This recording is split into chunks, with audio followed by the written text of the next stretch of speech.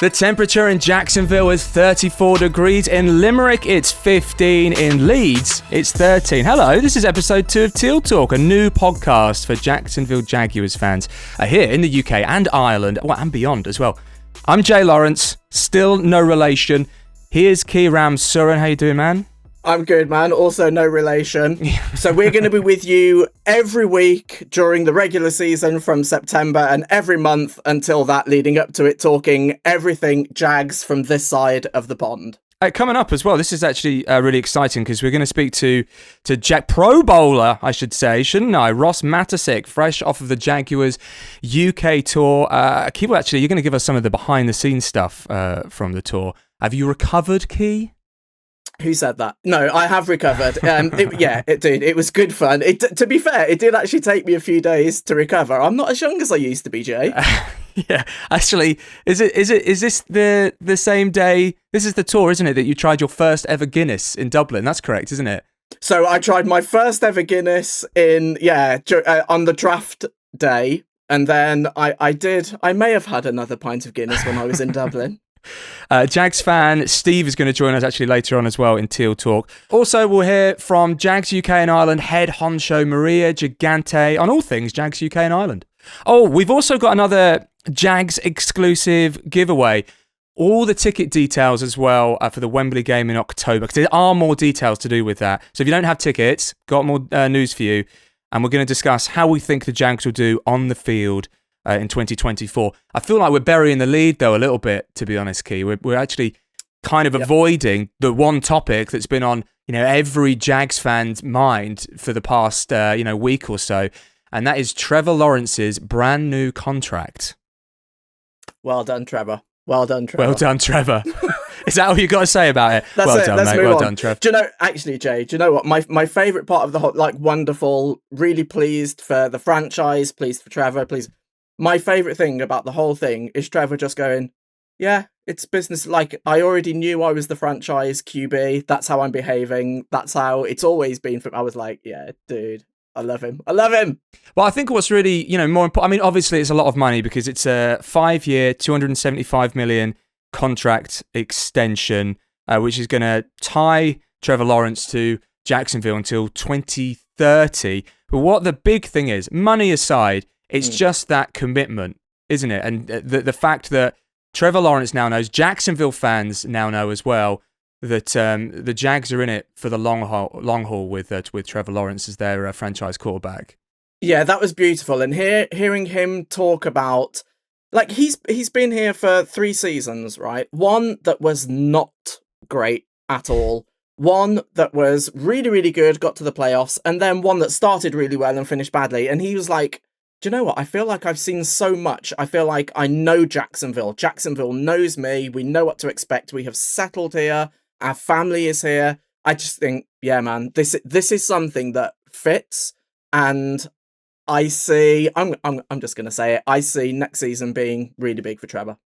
You can go bigger than that. I feel like you were about to say MVP style season, but you sort of just held yourself back there. A little bit, you backed down there a little bit, didn't you? I see it being really big, and that's as much as I'm willing to say, Jay. And as much as anything else is that his family as well, they want to settle. His wife wants to settle in Jacksonville. This is their home, as you say. And congratulations to Trevor as well, because not only, it's been a big few months for him. Big week, because he signs the massive contract tying him to Jacksonville for years to come, and also he announces that his wife is pregnant as well. How lovely. Like, that being all tied in together. That's just really nice. What a nice little package. Lovely. Is it dreadful to say, I wonder if I'll meet him at some point in this season, and then I can try and convince him to name his baby Jay? Is that dreadful? I absolutely love it. Here's the thing. I am going to meet him later this season, and I am going to convince him to call it Key. You call it Key, yeah. Well, you don't have the last name Lawrence. That's right. It doesn't work. So congratulations to Trevor. I speak on behalf of, the whole of Jacksonville to say that, incredibly pleased to see that he's committed to Jacksonville for the long haul. And quite rightly, he's the franchise quarterback for the Jaguars as well. Another, massive news as well is is not only is Trevor Lawrence committed to Jacksonville, but the Jaguars are as well, with massive stadium news as well. So that's massive for the Jaguars, massive for the city of Jacksonville, isn't it, Key? Did you see the design of the stadium, Yeah, Jay? incredible. It's amazing. And like the fact that they've committed to doing all of the parks and the amount of money that the Jags are also going to put into the community, fantastic. But for me, seeing the design of that stadium, oh man, that is so exciting. It's been a weirdly massive couple weeks for the Jacksonville Jaguars, hasn't it? Because these things aren't just for the 2024 season, or anything like that. We're talking about the next 5, 10, 20 years, I suppose, as well, in regards to the stadium. So it's been weirdly kind of like an integral couple weeks for the whole of the Jacksonville Jaguars. Yeah. Yeah. The mayor referred to it as monumental, and I can't disagree with that. I mean, this is really big stuff. Do you know what? I was watching Mr. Khan talk about it, and the phrase that he used that I was like, yeah, that's it. He just said, and now we need to win. And now we need to win. That's a really nice way of putting it as well. It's like, right, everything is in place. Now we need to win, to show that he is just as hungry as he's ever been to win as well, 100%. Like, we're talking about, now we've got the Miller Electric Center, brand new facility. It's all like, there's no excuse anymore. Now we need to win. Spot on. I want to try and give you this question, by the way, from the Sporting News. I don't know the answer to this. This is producer Simon's doing, but I can guess. Oh, so let's have a go at this. We'll see how this goes. The Sporting News listed the most valuable player in each NFL team who wasn't the quarterback. Okay, guess who it was for the Jacksonville Jaguars. I've got an idea. I want to hear your opinions first, and then I'll give my opinion. Okay, if it's anyone other than these two players, I'm going to personally write into Sporting News to have a word, right? Yeah. It's got to be either Josh Allen or Foye Oluokun, and I would suggest in that order. Your new best mate, Foye Oluokun. My new best mate, Foye. Do you know the answer? I don't know the answer. Producer Simon, if you can just text us in a second or let us know, because surely it's got to be Josh Allen. In my opinion, it's got to be Josh Allen for a couple of reasons. Number one is positional value. So that's why, obviously, that they took out the quarterback out of the equation, because otherwise, no matter who the quarterback is, they're probably going to be the most valuable player. Right? In all likelihood, they will be. So positional value, you've got to look at Josh Allen's position and see, right, okay, not only is that positional value going to be higher than a lot of other positions, but it just so happens that Josh Allen is one of the best, in the league. So surely it's got to be Josh Allen, and for Foye as well.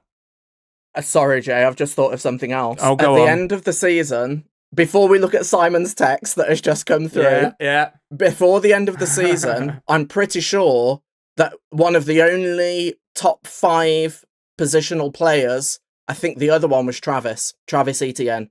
So Okay, do you know what? I'm going to stick with Josh Allen, but if it's Travis, I'll be super annoyed. Go on. Okay, all right, I'll read it. Okay, let's go. Josh Allen has been named as the most important Jaguar outside of Trevor Lawrence. And that is, again, just bringing it back to what's happened this offseason, is that it's been actually a quietly big offseason for the Jacksonville Jaguars. I know that we've spoken about Trevor, we've spoken about the stadium news. I don't even know if we even spoke about, because we had so much to speak about in the first episode. Did we even speak about Josh Allen and signing a contract as well? So what we have there is arguably the two most important positions in the whole of your roster are now signed up for several years. They're in it for the long haul. So I think when you look at it, if you're a Jacksonville Jaguars fan, I know that a lot of people are going to be feeling that hangover from the end of last season, but you've got to have a lot of hope, not just for the 2024 season, but looking forward, because you've got two massive pieces there, Key. I totally agree. This is where it switches for me. Like, it's time to get over the disappointment of last season as a fan. Yes, it was disappointing. And I think so far this offseason, we've heard the players talk about, that was disappointing, but that's fuel now. Now it's, let's look forward. Like, that's done. Yeah, it happened. It was disappointing. Now, Let's focus on what's happening in the future, what's coming up, and let's use that as fuel to have a better season this season than we did last season. And it's and it gets to this point, isn't it? Because it's July now. We can now, just look past everything that's happened. And this is the point where you look forward, don't you? As an NFL fan in general, you look forward to the start of the new season, and you start thinking about your team, about the Jags, and all of the good things that have happened for the Jacksonville Jaguars over the last few months. And a really, really, I think, hopeful draft as well. I know that, a lot of people were disappointed that Calvin Ridley didn't stay. But and of course going to the Titans as well, I suppose. But Brian Thomas Jr. comes in after trading down in the draft. This highly touted receiver, he comes in, and I can just speak. I was going to speak on behalf of you as well, Key. That is an incredibly exciting. It's so exciting, don't you think? So, right, a lot of people say football's won in the trenches. I'm not going to disagree with that. Yeah. Does it make me excited? A little bit. But what actually excites me is Brian Thomas Jr., Gabe Davis joining the Jags, and the potential of Trevor throwing deep balls this season. That's what actually excites me. Yes, we Christian Kirk, of course, still being there. Sorry to interrupt, no, absolutely. Like I'm just mentioning the two newest additions to the roster, right?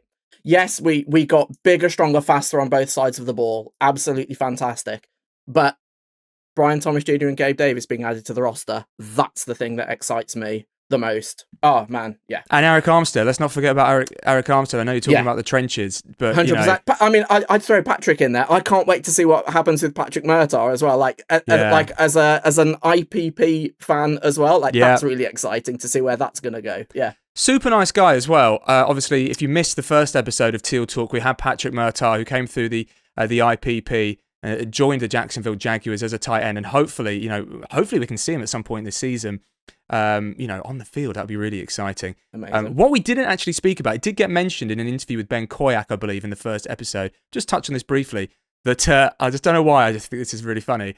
That Love Island Australia was determined to get Patrick Murtaugh on the TV show, which I just thought was just amazing. He turned them down, obviously, because he is, far more focused on his sporting duties. I don't know why I found that so funny. I think it's great. I didn't meet Patrick. I didn't speak to him yet. I'm hoping maybe later this season. But dude, what a lovely story to be wanted by Love Island Australia. In the end, he ends up in Jacksonville, and we couldn't be more happy to have him, could we?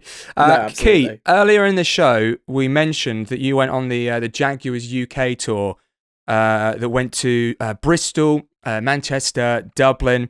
So let's get the lowdown, basically, because obviously the Jaguars engaging with so many old fans, new fans, doing live shows, appearances, clinics as well. Actually, so much happened in, what was it, like 4 days, Key? Yeah, 6. 6 days. Okay, so 6 days, yeah. So, I mean, talk to me about that and some of your highlights. Highlights, the bed sheets in the Holiday Inn Express smelled wonderful, Jay. No, okay, I'll give you a professional highlight and a personal highlight, maybe. Professional highlight being at the Manchester JagTag event, 180 kids there. I think the biggest JagTag event that has ever happened in the UK, right? Yeah, that's amazing. And the way you see the players and coaches come alive, like giving detailed instructions to these kids, was incredible. Like Ross, like his face lights up when he's talking to the kids. Ross Matiscik. Yeah, Ross Matiscik. Sorry, Ross to me. Your mate Rossi. And then you've got Coach Heath, the same. Like, he's absolutely incredible with them. And then Foyer's energy is just next level. So that was probably my professional highlight. Personal highlight was watching the England game with the players and coaches in a pub in Dublin. That was pretty cool. Did you have to explain it? Are they all across the rules, or did you have to explain? They all got it. So I think. Is it EFL, right, or whatever it is? Yeah, it's quite popular over there now. So I think they all got it, and like Foyer used to play a bit of soccer as well. Okay. So yeah, they all got it, and then there was a bit of trying to split the G with pints of Guinness as well. Because you had Coach Heath Farwell was there, Ross Matiscik, long snapper. Of course, we're going to hear from him in a second. Foyer Luakon and Tony Baselli as well. Yeah. And Ben Koyak. Don't forget Ben Koyak. So Ben Koyak joined us in Bristol for the BAFA clinic. Yeah, that was super cool as well. And just to touch on the BAFA clinic as well, because I might have spoken about this in the last episode, but I just think it's incredible if you're getting into American football, maybe your passion is American football here in the UK, and you play it. I mean, you're getting coached by, NFL players or, Hall of Famers, essentially, people that have made their living from being in the league. You can't ask for more than that. It's such an integral, important experience. And it must have been quite amazing just to be around all these players, Key, and just realise, for all these BAFA players, that, how inspiring it is for a lot of people. Absolutely. Like the level of instruction that these young players are getting, like it's next level. But to be honest, Jay, it's not just the BAFA clinics either. It's the JagTag level as well. Like you see the kids improving, you see them like applying these new techniques that they're learning from these coaches and players, and that's just awesome to see. And like the energy levels from the kids as well, like because we're there filming. You can watch the highlights video on our Jags UK YouTube channel of the whole tour. You'll see the energy levels from these kids. It's just like they're absolutely loving it. And why wouldn't you be, man? Like getting coached by some of the best athletes in the world. It's incredible. One of my favourite moments, AO sent across their mascot. Vernon Kay was on hand actually to do, to work with the kids on field, conduct interviews as well, including with Ross Matiscik, who we're going to hear from in a second. And one of the things that he was doing was like giving him like English food, like English treats to try and get his opinion. And Ross was kind of honest, except I am convinced on Instagram, on the Jags UK and Ireland Instagram, there's a video of Ross Matiscik eating a Cornish pasty, and he's eating it. The camera stays on his face for several seconds, and I'm interpreting that as, that was actually disgusting. Yeah, I really didn't like that. I really didn't like that at all. And he ends it by saying, "That was delicious." I'm not convinced, Ross. I'm not convinced, mate. Here's the thing, Jay. Right, I have a 7-year-old daughter. Right, yeah. The first time she tasted food, her face did this. And I'm telling you, Ross's face was exactly the same. There was like that. What is happening in my mouth right now? So I get what you're saying. It looks like maybe Ross didn't enjoy it, but I think it's because it literally changed his life eating that pasty.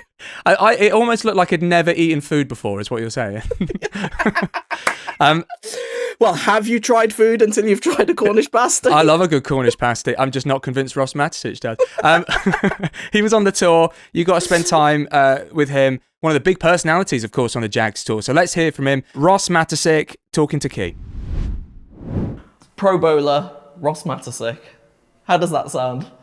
That's got a nice little ring to it. It kind of sounds a little surreal, but I like how it sounds. Talk to me about hearing that news and what that was like going to that, because, man, what a journey for you. Yeah, it was, I knew I had a good season, and a lot of the, some of the guys in the locker room, they started saying, "Hey, you're going to go to the Pro Bowl this year. Like, you guys shot the Pro Bowl." And the day before they announced it, they had released the fan votes per position, the top 10 per position. And I wasn't in the top 10. Right. And I was like, yeah, okay, well, I know I had a good season. The front office know I had a good year. So that's really my teammates. That's all I really hang my hat on, right? Just whatever I can do to help this team win. And me and my girlfriend were driving to we were actually driving to Northsum, which is like a mall in Jacksonville, and we were gonna get like a nice little outfit to go to the Tennessee game with. It was our last away game. We got to dress up. So I'm gonna dress up for this one, and we're driving, and I get my phone rings in the car, and it says Doug Peterson, Coach Peterson, and I was like, what's he calling me for? So I answer the phone. So that's not normal. Doug doesn't normally call you up. Yeah, I know. Okay. Yeah. But if he calls, you answer. So yeah. Hey, what's up, Coach? He's like, hey, what are you doing today? I was like, I'm driving to the mall right now. I'm gonna go get some a new outfit for the travel tomorrow. And he was like, well, go get you something nice because you've been selected to go to the Pro Bowl. And I was like, oh gosh, man, that's I didn't know what to say. I was like, honestly, I'm just speechless right now. That was it was a surreal moment. A lot of hard work went to it, and to actually do that was awesome. And there's a lot of people I got to thank. My punter, Logan Cook, he's my best friend, and there's just a lot of guys in the locker room really helped me get there. But and then going there was a whole nother thing. I got to bring my whole family, my girlfriend. Heath came down to the Pro Bowl with me and his family. It was in Orlando, so short drive, and we had a great time. It was awesome. That's fantastic, man. So listening to you there, you're talking about your best friends and you're talking about the locker room. What is that locker room like? So Jags fans, most of us don't get to go in there. What is that locker room like, man? Like on a game week, what's it like? On a game week, it's serious, but at the end of the day, I mean, it's the best way I can describe the NFL is it's just a bunch of kids playing, man. It's a kid's game for a king's ransom. So, Lovely. you know, obviously the money's there and that's great, but at the end of the day, we're all just kids. You know, no one really has to grow up, right? We're just playing a kid's game. We're playing football and we're having fun. And there's stresses that come with it, right? You got to perform. A lot of stuff happens, but in that locker room, it is fun.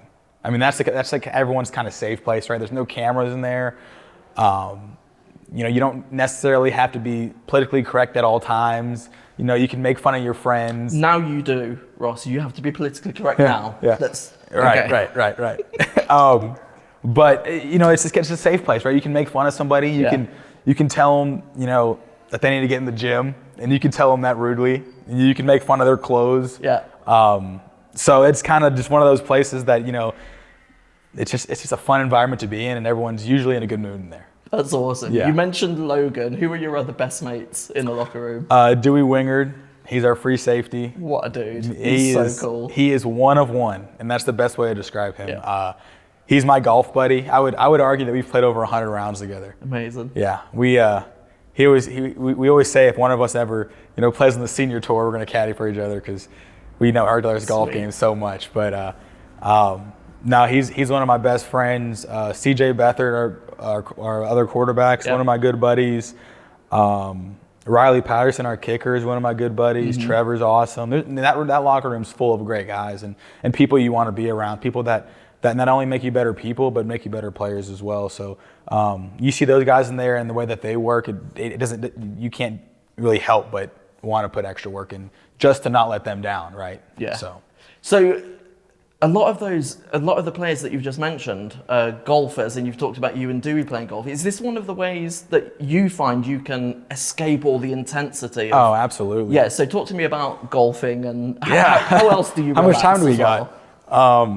No, golf is my escape from reality. It's just that kind of place where you can go out for 4 hours, put your phone up, and just compete against yourself and kind of clear your mind and kind of put the stresses of the outside world away. And because when you're on that course, you know, you got 18 holes and you're going to play 18 holes, weather permitting. But you can just kind of go out there and just have fun, let loose, relax, beat yourself up over the bad shots and get fired up the good ones. It's just that I try and play once a week during the season because the season gets long, it gets stressful.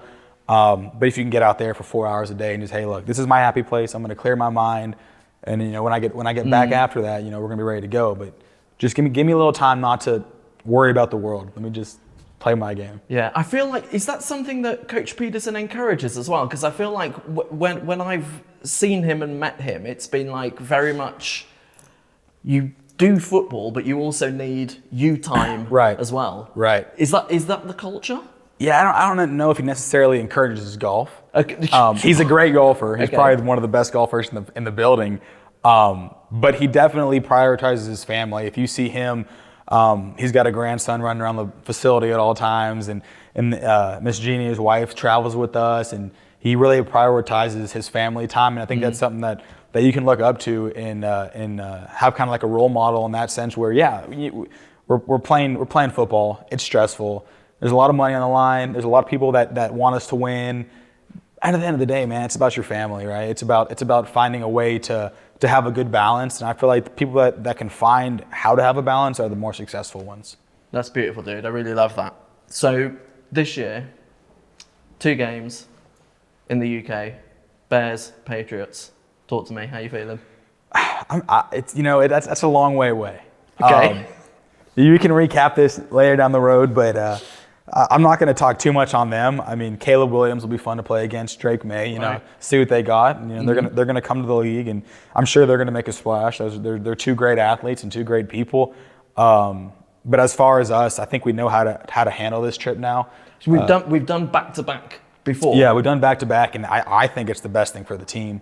It's just a bonding experience. Anytime you can, it's kind of like a long round of golf for me. You come out here and it's work. It's all work, but at the same time, you're trapped in a hotel with your teammates for 10 days with no family. What else are you gonna do except sit down and have a conversation with somebody, right? Yeah. Maybe on the third day there, I've talked to my friends enough. I'm gonna go sit down, and a new teammate that I don't really know that well is gonna sit down with me, and we're gonna have a conversation, or we're gonna play cards together, or we're gonna go in the pool. Maybe, hey, you like golf? You kind of like golf? Let's go play around out here. You know? Did you play in the UK when you were here? Yeah, I did. Did you? Absolutely. Yeah, that's a great course. The With Grove. Dewey? Yeah. Wicked. I had to. But like I'm saying, just like it's a bonding experience, and you kind of don't have a choice but to talk to them, right? I mean, most of the time we're 5 hours ahead, so you can't really call people back home, right? I mean, so hey, let's sit down and have some tea, I guess, and have a conversation. And I think that last year really was like a catalyst for us, because when we came back, we went on that hot streak. We got 2 over here, went home, went on a run, and it was almost just like a bonding experience, like going to summer camp with your friends. And it always helps when you win too, so it makes it a little more fun. 100%. Final question. Talk to me about, you've been to the UK a few times now, so best and worst of the UK. Best and worst. Yeah. That pasty I had today was delicious in Bristol. If you're ever in Bristol, it gets you one of those. It's essentially like a meat pie, would you say? Yeah. And it is delicious. Are you being genuine? I'm being genuine. It was delicious. I would get another one. Okay. There was rumors that I was gonna next time maybe make one. I'd love to know how to bring that back to America. Worst. They didn't have. We stay at the Grove. I don't believe they had ranch dressing.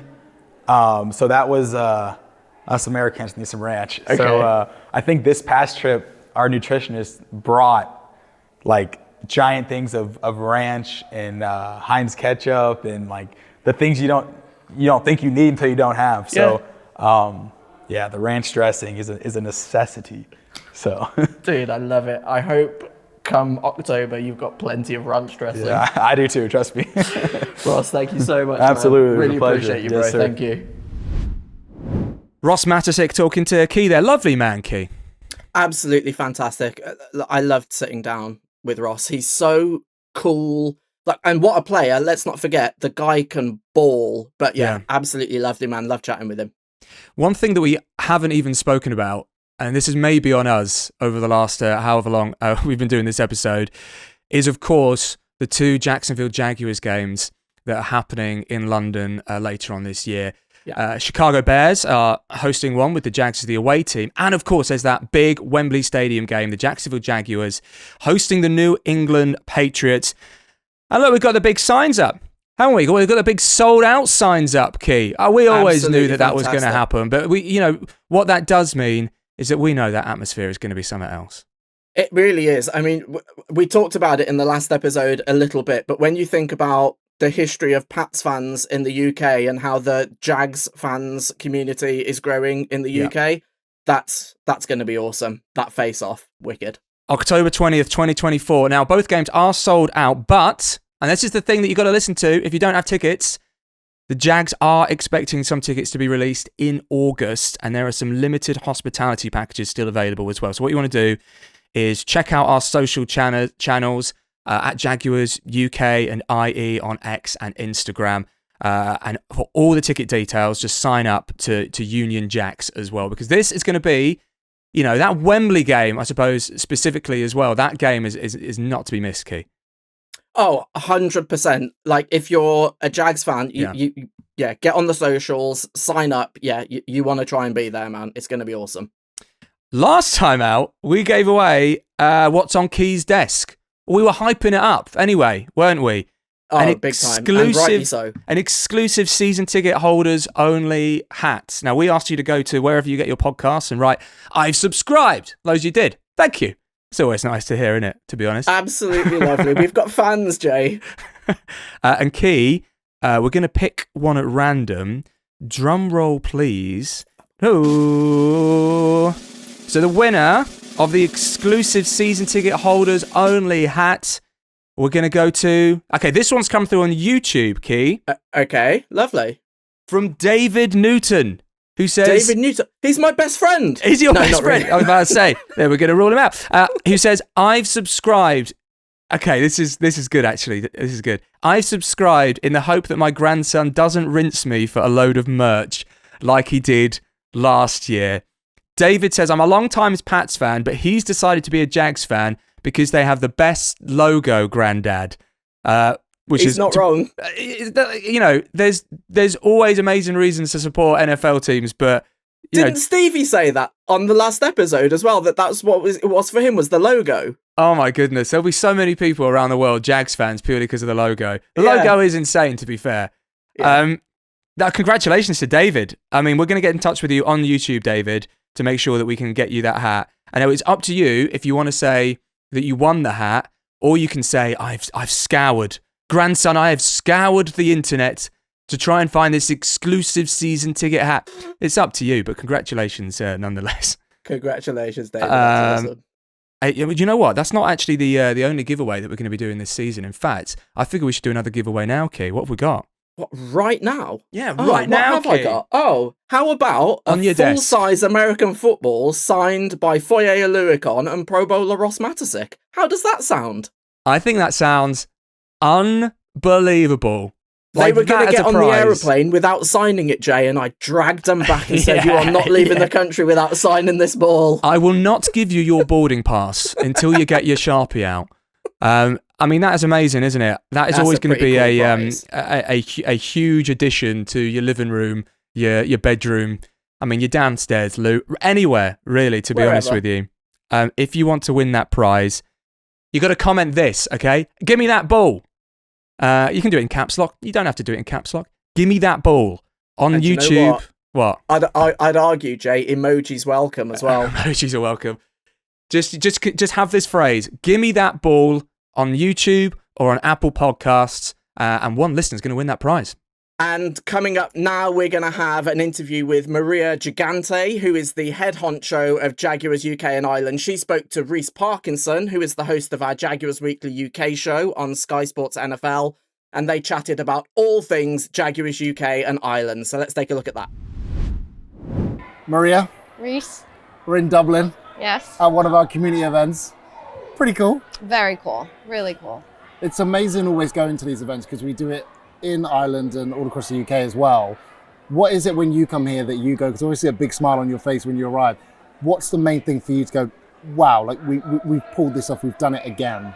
Well, we've only just started in Ireland, so our rights just took in effect last year, and we have over 160 kids here doing Jag Tag. But then if you look beyond, we have an older generation of kids working with AFI who are working in specialty clinics, specialty positions. So if you look at what we're doing right here is we're offering these kids an opportunity to get there. So building a foundation and really growing the fan base and growing the love of American football. So it's almost like a journey from being a kid. You see the Absolutely. Jags in where you live, in your Yep. country, and then it's like, oh, well, I'm going to stay with them until I'm an adult and potentially play the game myself. Exactly. I'm going to start here at Jag Tag, and then the Jags have provided me an opportunity to progress through all the different points of Jag Tag to end up, in tackle football programs with AFI.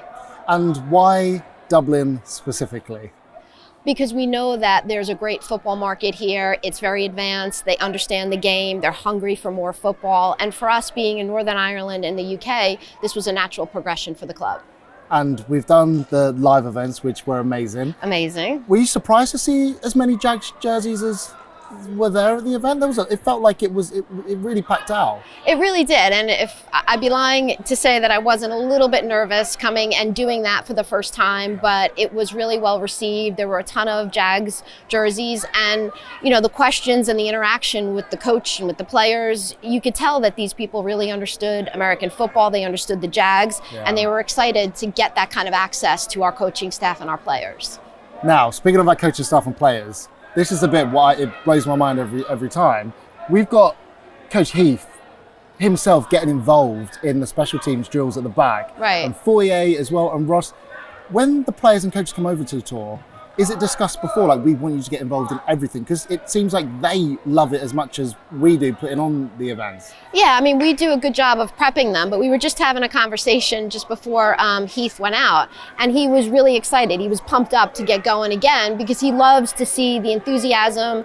He loves to see how advanced the program has become and how much these kids and, the teens know about American football. So for them, it's great for them to teach their skills, but then to also get involved at a younger age, to see these kids getting involved at a younger age. So we see the success that we've had at Wembley, and even at Wembley, you see the kids come on and do jag tag during the game. Sure. Is that something that you're hoping to replicate in Dublin down the line? That similar kind of size that we've managed to do at Wembley? Yeah, absolutely. I mean, we're working with different delivery partners here. We're making sure that we're getting into schools, but we're also doing camps. We're developing all-female programs and everything. So we are trying to replicate everything we're doing in the UK here so that we can continue to grow American football. So moving forward with the community events and the grassroots activations that we're doing as well, where do you hope to see them going forward? Well, we hope to see them progressing into summer camps, into regular curriculum, into the schools, and then hopefully for us to, to keep bringing on more schools, more delivery partners to advance. Hopefully we can now pursue Jaguars Jag Tag Extra Time, which is the progression from flag into intermediate before you get to tackle. So hopefully we can start rolling out all those programs here in Ireland. Amazing. And I really want to ask, how special is it? I know you love sport, you love football, that an event like today, someone that's never heard of sport, especially one of the kids, will come here, and just because of this event, the rest of their lives Absolutely. could be into it. And we're into hoping the that they're Jags. going to take the flag, take a flyer, take the picture of Heath or Foyer and keep that and put that on their wall and hold it either for aspirational reasons or for just something to follow and to love because they had a great day here. Awesome. Maria, thank you so much. Thank you, Reese. Appreciate you. Take care. Now, every episode on Teal Talk, we get a Jags fan on to give us the big question. This time around, let's say hello to Steve Stravlopoulos. Steve, did I say your last name correctly? It's a bit off. Stavropoulos, but close enough. I apologise. He gets mine wrong every week, Steve. Don't Do worry I? about it. I know. I'm so sorry. I'm so sorry. I'm used to it. I've had 33 years of it. So we have tasked you, haven't we, Steve, with giving us the big question. Of course, a Jacksonville Jaguars related big question. What have you got for us this time around? So, guys, my big question is one that I think has been on every Jags fan's mind. After the rebuild following the Urban Meyer season, if we can call it that, do you think in the next 5 years the Jags have a real shot at a winning a Super Bowl run, and whether they can win it? Really good question, that, Steve. Really good. Key, do you want to go first? No, they can't. Well, that's no. End of conversation. 100% yes.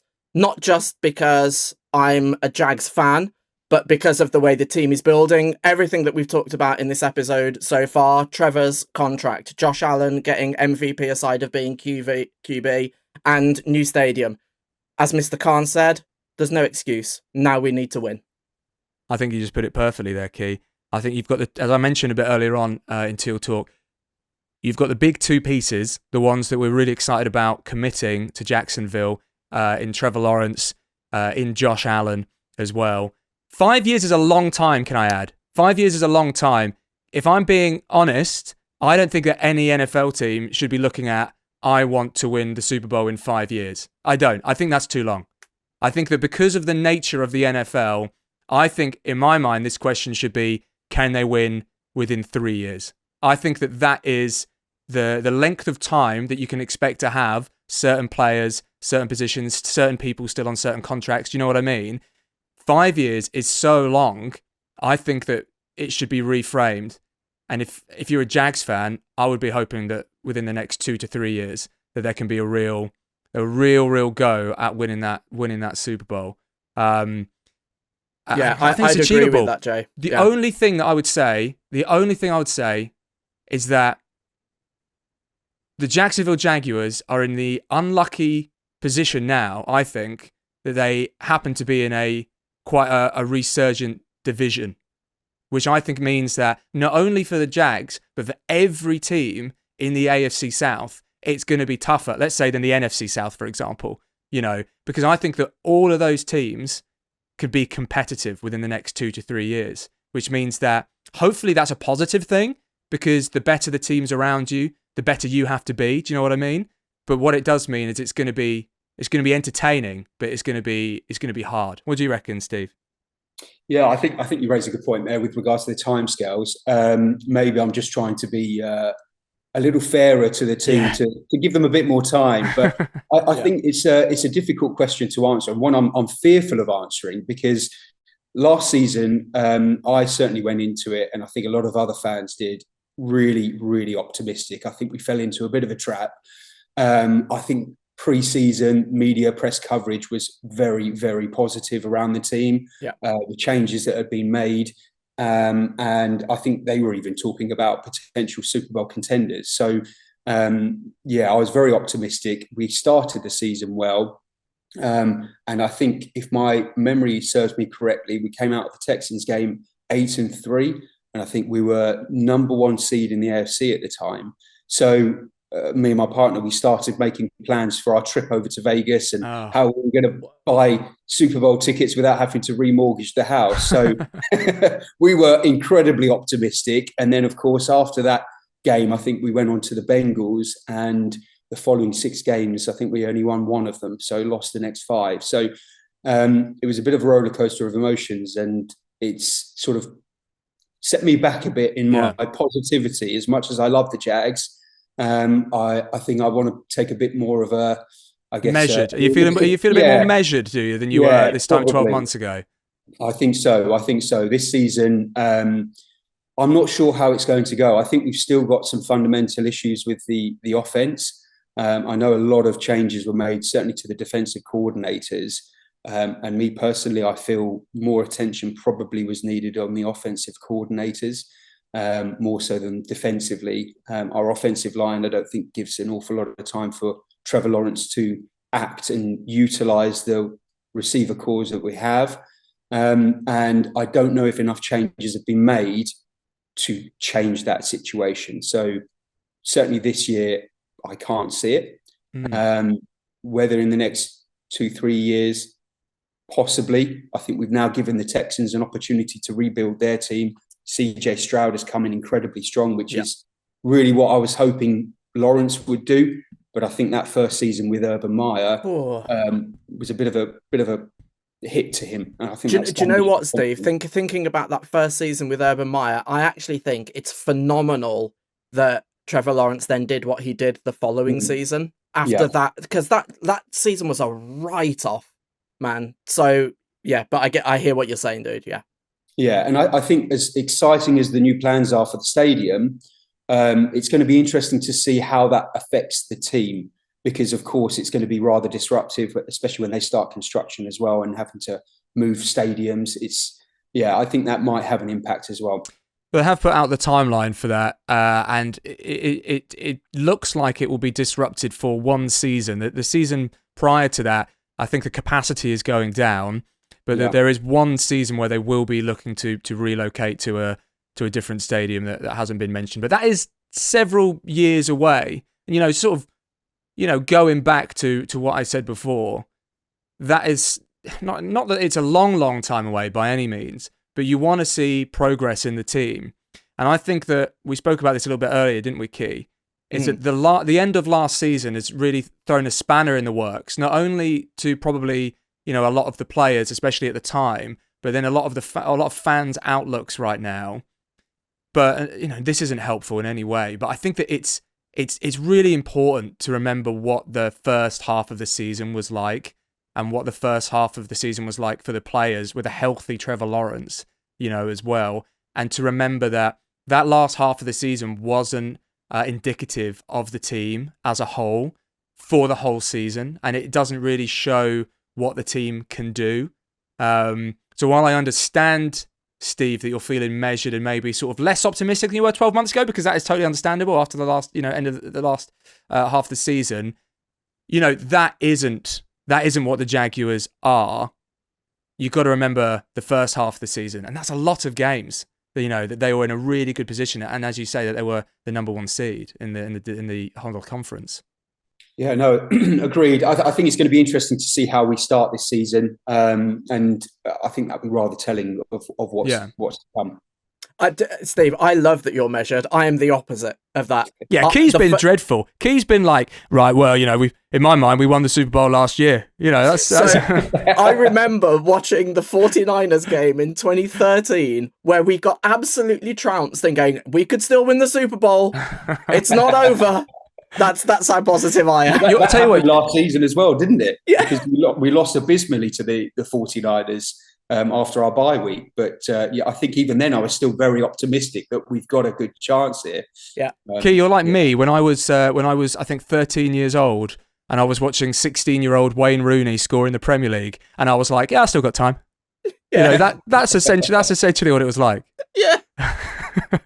Steve, tell me about how you became a Jacksonville Jaguars fan. So it's actually a decade this year that we've been anniversary. Anniversary year. So who knows? Maybe Super Bowl on the cards after all.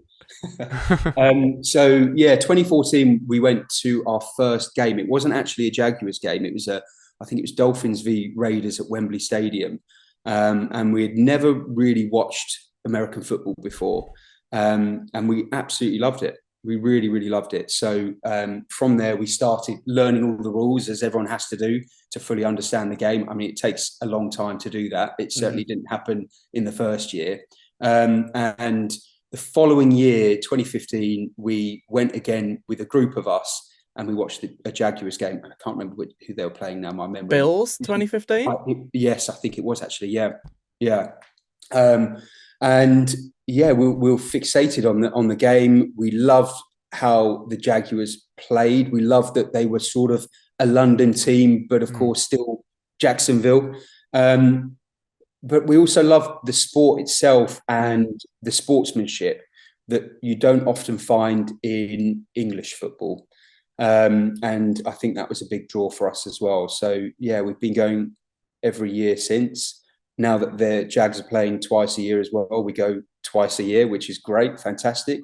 Although not so great for the pocket. The tickets seem to get more expensive every year. But it's just a great game and great experience every time we go. So, Steve, talk to us a little bit about the fact that you guys do something a little bit different to most fans when you go to the game. Okay, here we go. Maybe we take it a little bit further than most. Yeah, we like to dress in our Jags onesies. It's sort of become our mark now. So there's always a group of us in Jags onesies. We run a very small Instagram page that follows our journey of watching the Jags and going to the Jags games. But every year without fail, we will always be in our Jags onesies. Is it the same onesie that you've been wearing for like a decade? Should I answer that honestly? I feel like you should, but I also want to know, like, are we going to be like able to spot you in the crowd because of the really like horrible? It definitely needs to be thrown in the rear. There's like a green odor coming off it. Yeah. We've washed it. Yeah, maybe right. once or Whatever. twice. Yeah, whatever. Yes, it is. It is the same onesie. Okay. Yeah. Right. I haven't outgrown it, so there's no reason to change it. Yeah, we'll move on quickly from that. What I would like to know, actually, because I always find it, interesting when you become such a fan of a team. Sometimes you have like such an affection for maybe a particular player or a particular game or a particular player from when you first started, supporting that team. Is there somebody that like, maybe someone even like a little bit obscure that you have this fondness for, from back in the day when you first started being a Jags fan? Calais Campbell. I would say. Oh, Okay. beautiful. Yeah. Beautiful shout. Big fan. Big fan. Love the way he played, but also love the way he behaved off the field as well. I think he did a lot for the team. I think he continues to do a lot for the sport as well. So, well, he's been playing on like 1-year contracts, hasn't he, for the last few years? Yeah. Is there like a part of you that's like, come on back to Jacksonville? I think maybe last year or the year before there was some rumours that he might. I remember. Back, but it didn't come to anything, unfortunately. But definitely would love to have him back. Steve, Josh breaking the sack record last year and doing the tribute to Calais, one of my favourite moments of last season. That was lovely. Yeah, it's brilliant. And well earned as well. Oh, 100%. Yeah. Do you already have your plans set out for the 2 games there later on this year then? Yeah, of course, all booked. Tickets bought, ready to go. Onesie ironed? No, we don't iron them. We like to keep them a bit rough and ready. Steve, so you've got your Instagram page. Talk to us a little bit about the Jags UK and Ireland community as a whole, please. So the community is fantastic. So last year we really started getting more involved with the sort of pre-game events that were going on, and I think Jags do a really good job of putting these events on and getting everybody together. So we went to the viewing party. There was also I can't remember what it's called now. I think it was where the JP Shadrick was hosting Happy Hour, wasn't it? Yeah, that was it. Happy Hour. Yeah, we went to that as well. And in fact, we actually met an American Jags fan who had flown over. He ended up sitting on our table with us and having a drink. And we're now very close friends. We went to the game together that year. He's flying over this year and staying with us to watch these games as well. So yeah, it's just it's really, and this goes back to the sportsmanship and how it differs to football over here in the UK. I just think you meet a lot of people and they're always very friendly on both sides of the team. It doesn't have to be same fans. So last year when we played the Bills, it was certainly Bills Mafia in force there. Yeah. And we were, of course, in our onesies and we were getting ridiculed in a loving way. But of course, when we won, we were doing it back and it was well received. So it's just a really good atmosphere, really great atmosphere. Yeah. Steve, let me ask you, right? If the Bills had won that game in 2015, okay, is there a chance? No. It was always the Jags. Always the Jags. It was always the Jags. Yeah, there we go. Always the Jags. I love always it. The Jags. Always. That's a great way to end it. Steve, thank you so much for joining us today on Teal Talk. Thanks a lot for having me on. I tell you what, Key. What's good about Steve is that there's no way that you're going to miss him. And what was it, like eight of them going to the Jags game in their onesies? Not with 8 unwashed onesies. 8 unwashed onesies. Your nose is going to be able to find them before your eyes will, honestly. Exactly. Honestly. Look, that's about it for Teal Talk today, isn't it, Key? But you are off somewhere over the next few weeks. It's going to be very exciting. I am going to, what's it called? Jacksonville.